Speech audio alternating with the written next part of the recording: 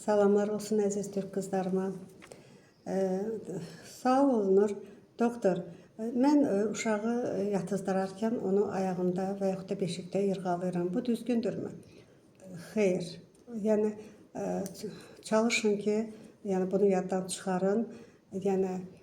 Bu həm mərkəzi sinir sisteminə ziyandır, həm uşaqda stereotip yaradır və uşaq yırğalamadıqda artıq yatmaq istəmir. Demək, qətiyyən yırğalamağı unudun, qətiyyən yadınıza salmayın, heç vaxt bundan istifadə etməyin.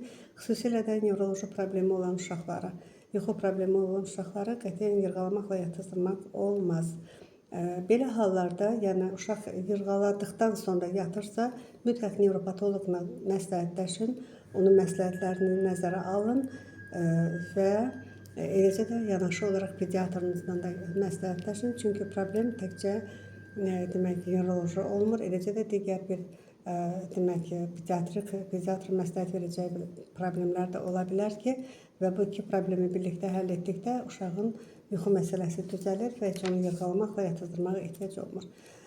Demək, uşağı qucağınızda alıb onu əlinizi vurmaqla, belə vurmaqla və yaxud da sinənizə sıxmaqla, xoş sözlər səsləməklə, layla deməklə, yatızdırmağa onda stereotip yaratsaz, bu daha məqsədyönlüdür, nəinki. Müəyyən musiqilər dinləndirməklə yatızdırmağa çalışsaz, daha da məqsədyönlüdür, nəinki sizin yırğalamaqla yatızdırmanız.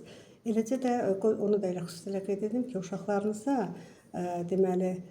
doğulan gündən başlayaraq musiqi zövqü də formalaşdırın və unutmayın ki, sinir sistemini ən gözəl müalicə edən, sinir sisteminə ən müsbət təsir edən bir nömrəli amil musiqidir. Əlbəttə, səviyyəli musiqi, ruhumuza oxşayan musiqi.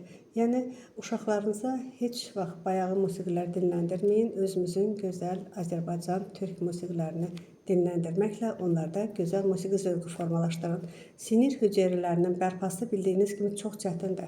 Amma musiqi kimi sinir hüceyrələrinin bərpa prosesinə müsbət təsir edən ikinci bir amil tanımıram. Ona görə də uşaqlarınızda musiqi zövqünü də formalaşdıraraq onların sinir sisteminin inkişafına kömək edin. Bu barədə suallarınız olarsa ünvanlaya bilərsiniz. Təşəkkür edirəm diqqətinizə görə. Bu qədər.